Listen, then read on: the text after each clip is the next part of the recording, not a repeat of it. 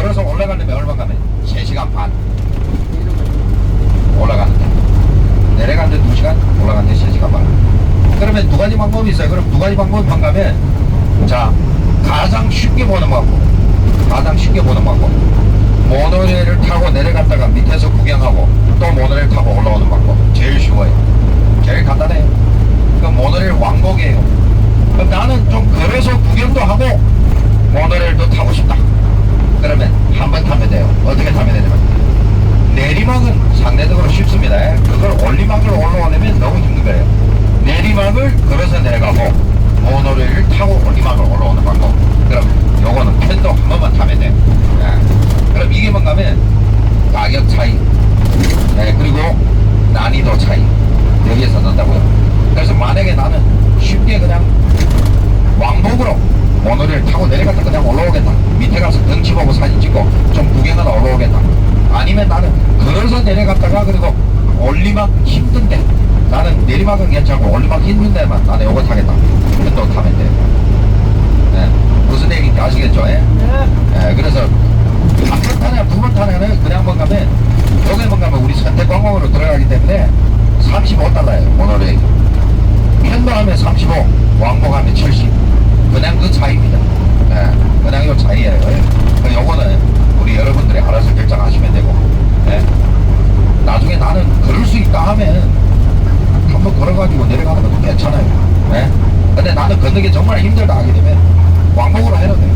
상관없어요. 돈 때문에 왕복. 그래서 요거는 뭔가 하면 협곡 보는 방법, 협곡을 보는 방법. 보통 제가 보니까 우리 대한민국에서 제일 유명한 게 뭐냐 했더니 황산에 있는 모노레일입니다.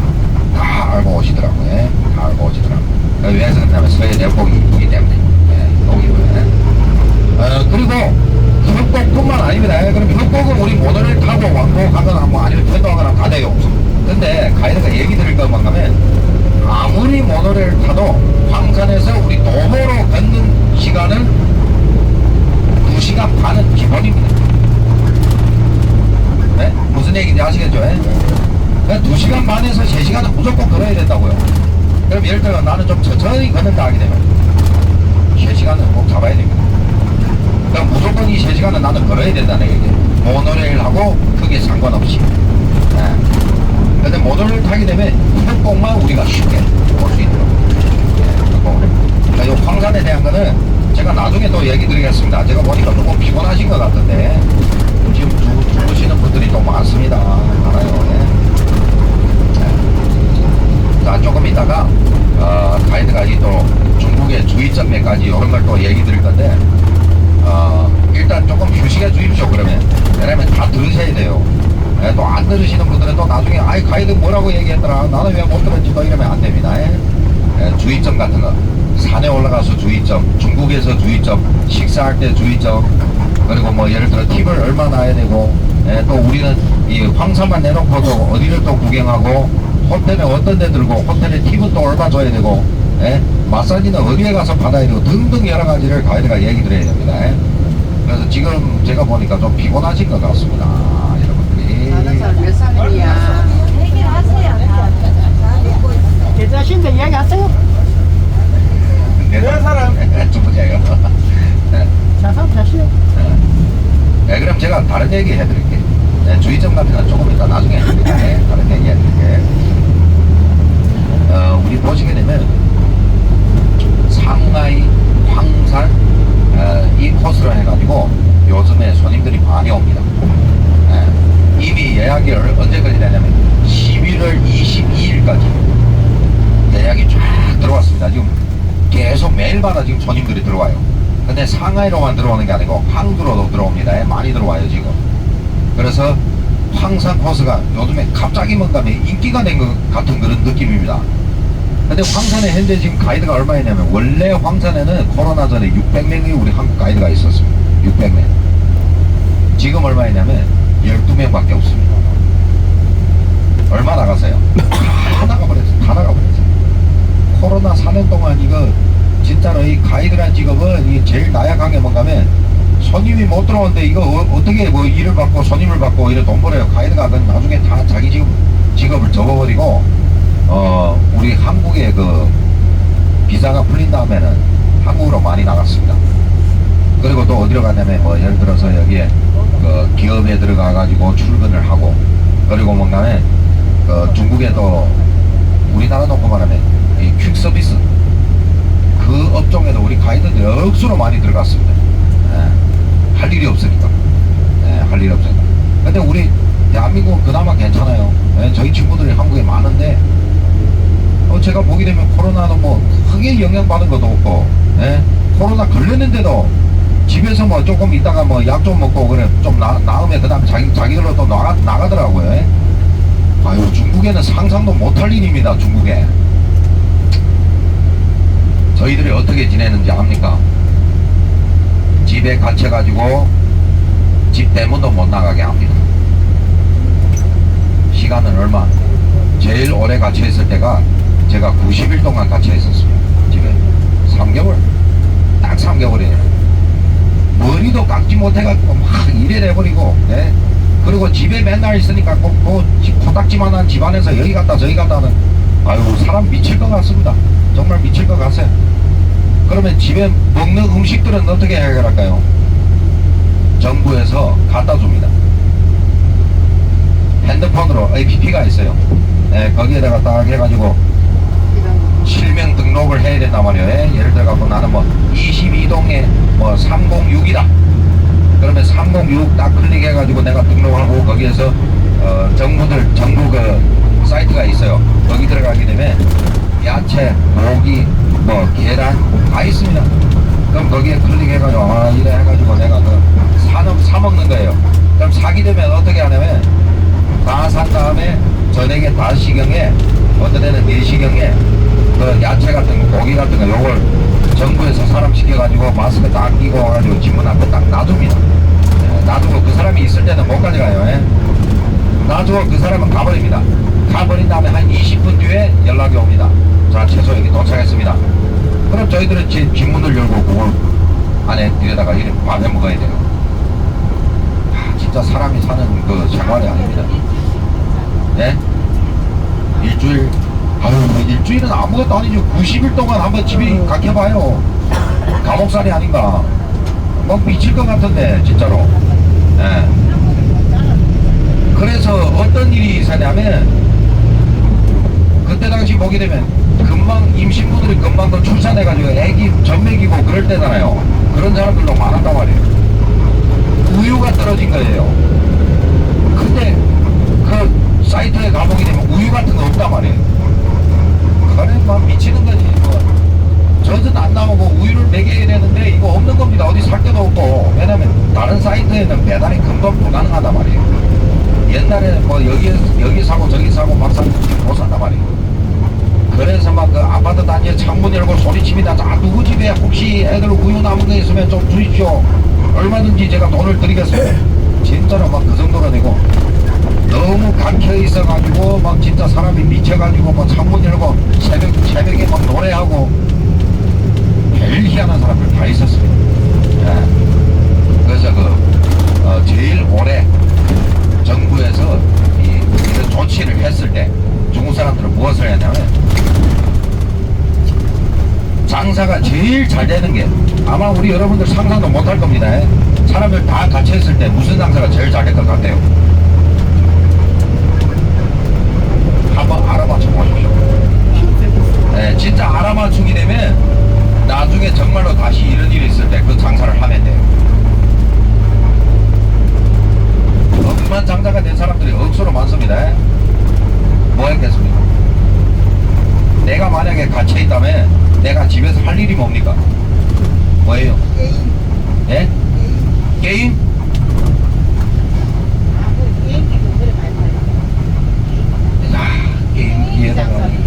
게임 장사하는 사람들 대박 났어요. 대박. 예, 장사 안 된 집이 없습니다. 다 돈 벌었어요 그때. 그래서 코로나 때 제일 불쌍한 사람들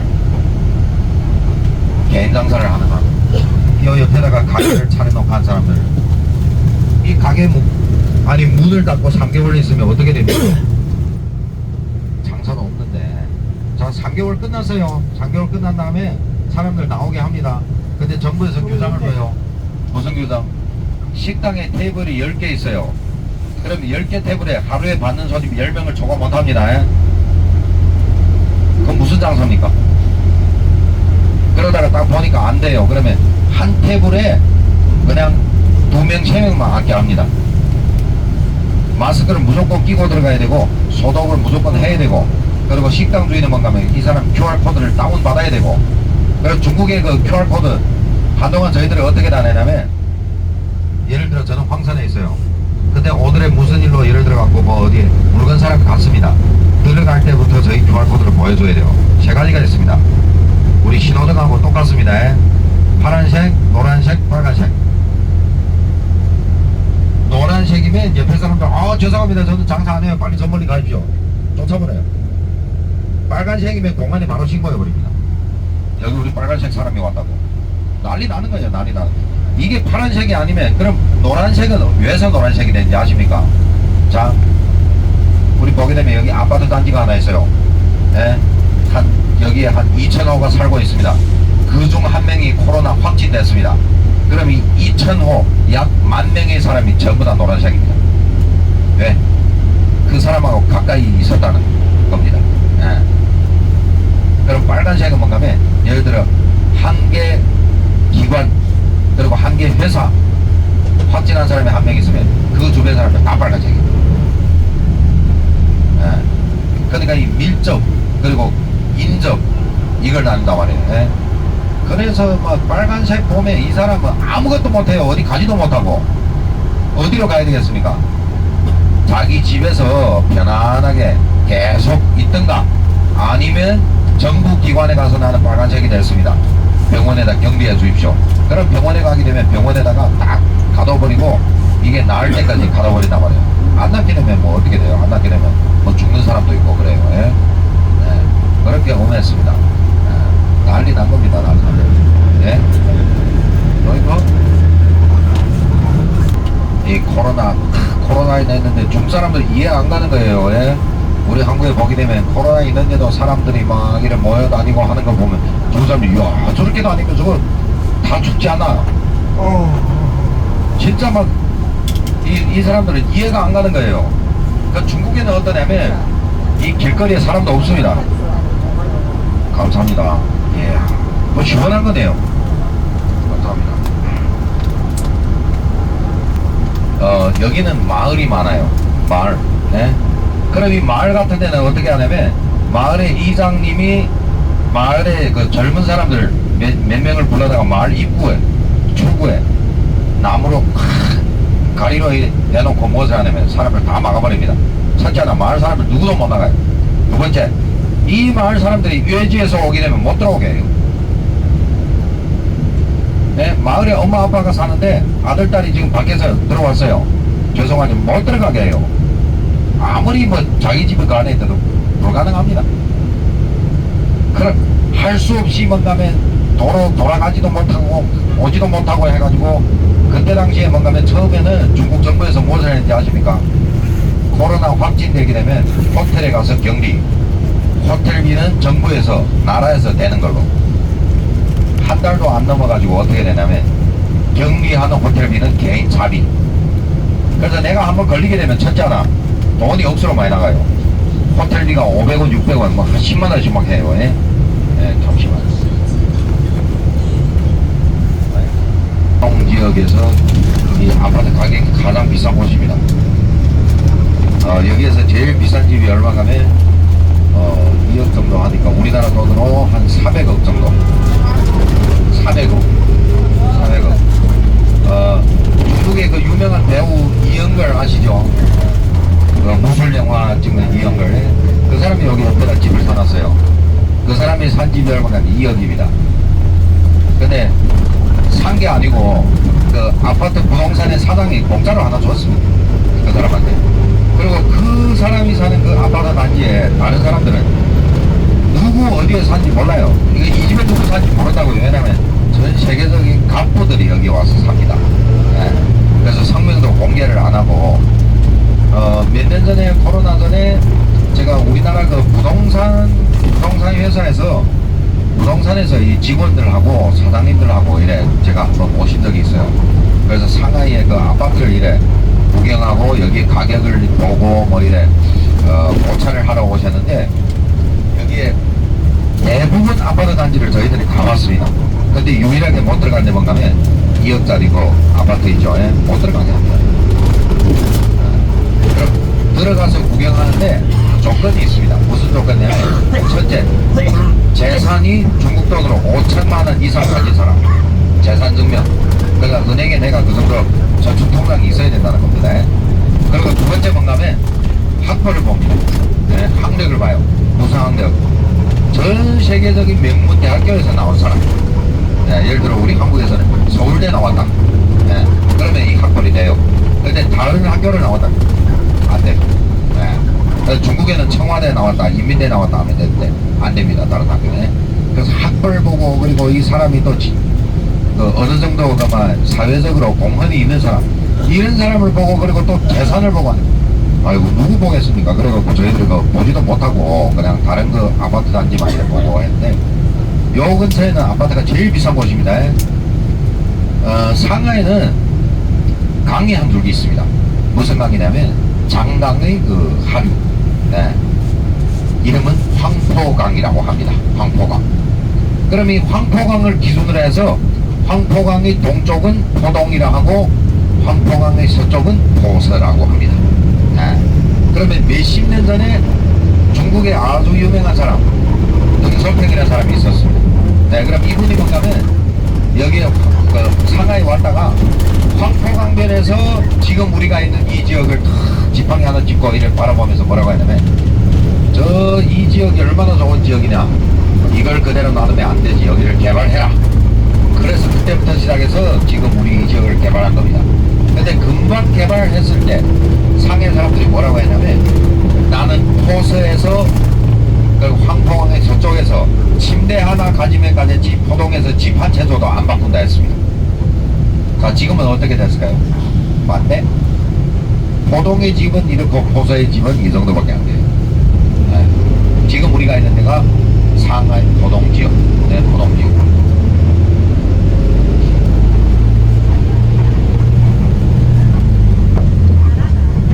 간단해요. 지금 보게 되면 뭐 별로 뭐 그냥 그런 것 같아요. 근데 실제로 보게 되면 여기 아파트 한 채가 기본으로 수십억입니다. 기본이. 왜냐면 여기 지역이 상하이에서 가장 번화한 지역이고 여기에 어떤 게 많은지 아십니까? 지금 우리가 있는 이 지역에 전체 상하이에 은행의 그 제일 주체 건물이 다 여기 있습니다. 네, 은행의 그 소재지가 다 여기입니다. 은행이 모여 있는 곳 한번 생각해 보십시오. 중국 사람들은 무엇을 따지는지 아십니까? 특히 은행, 금융을 하는 사람, 풍수를 제일 많이 봅니다. 풍수 나쁜 데 절대 안 가요, 은행 건물이. 네. 그러면 은행을 지을 때는 중국에, 왜냐면 대부분 나라에서 소유하고 있기 때문에 꼭만 가면 아완비의 유명한 풍수 선생님을 모셔다가 풍수가 좋은지 보고 여기다 은행을 짓습니다. 전 중국의 유명한 은행 건물이 그 주체 건물이 다 여기에 있어요. 네.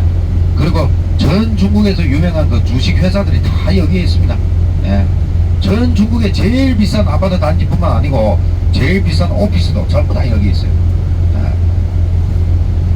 그래서 어떻게 보게 되면 여기는 중국의 돈이 제일 많이 모이는 곳이라고 생각하시면 돼요. 네, 돈이 제일 많이 모이는 곳이에요. 진짜로 여기는 땅이 뭔가 황금보다도 더 비싼 그런 곳입니다. 예? 더 비싼 그런 곳이에요. 자, 우리 조금 있으면 이제 한 10분도 안 될 겁니다. 금방 도착할 겁니다. 예? 동방명도. 예, 도착해가지고 첫째는 뭐가면 가이드를 잘 따라주시고, 그리고 두 번째는 뭐가면 혹시 우리 가이드가 앞에서 항상 앞에서 다니잖아요. 뒤에서 이래 따라오실 때 혹시 화장실이랑 가고 싶으시면 다른 분들하고 꼭 얘기하고 꼭 가이드하고 얘기하고 화장실 다녀오시기 바랍니다. 예? 가이드가 어떤 일을 많이 하냐면 갑자기 가다가 27명입니다. 그래 출발해가지고 가는데 뒤에서 맨 뒤에 따라오시다가 아이고 여기 화장실이네, 화장실 그냥 들러버려요. 들러버리면 가이드는 모른단 말이에요. 앞에서 계속 안내를 하고 가다 나면 뒤에 찾지도 못하고 가이드는 나중에 사람 기어보게 되면 27명이 17명이 되거든요. 꼭만 가면 가이드가 얘기하면 우리 잠깐 기다리면 되는 거예요. 네, 별일도 아닙니다. 5분 정도 쉬었다가 가면 되잖아요. 네. 가단지를 가고 싶으면 가이드가 얘기하고 이동해 주시기 바랍니다.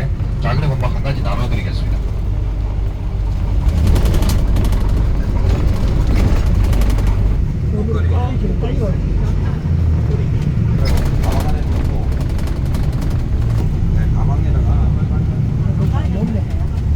있잖아요. 이런지 필요한지 찾으면 떨어지게 됐습니다.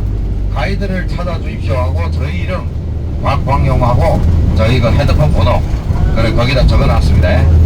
그래서 혹시나 무슨 일 있고 가이드를 찾아야 되는데 어디서 찾을지 몰라요. 혹은 우리 단체에서 떨어졌습니다. 그럼 중국 사람 아무 사람한테 이거 보여주면 저한테 전화 와요. 예. 이거 보고 딱 전화 온다고 그러면 제가 어디 가나 우리 손님들 안 잃어버려요. 예. 똑같이만 가면 우리 여러분들도 가이드를 찾고 싶을 때는 수시로 찾을 수 있습니다. 예.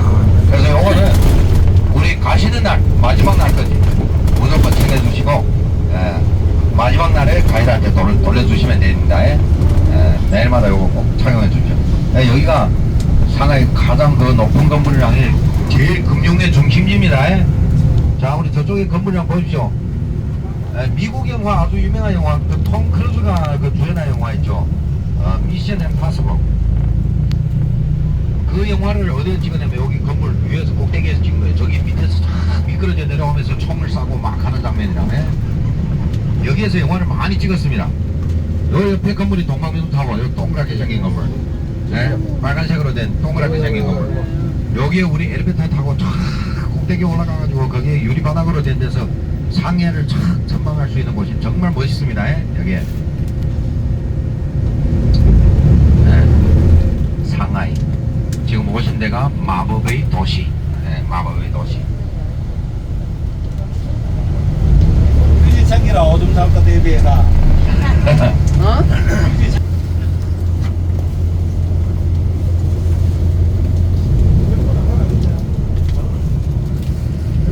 여권은 항상 챙기고 다니셔야 됩니다. 동방명주 동방명주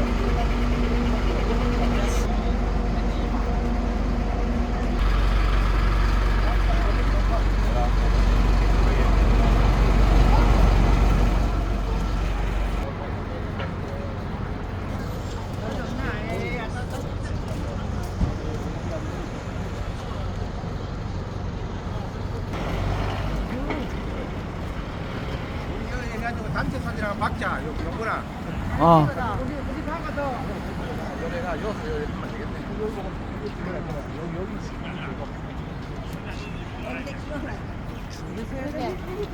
저 거기는 없어 안 되나? 자, 열 찍자.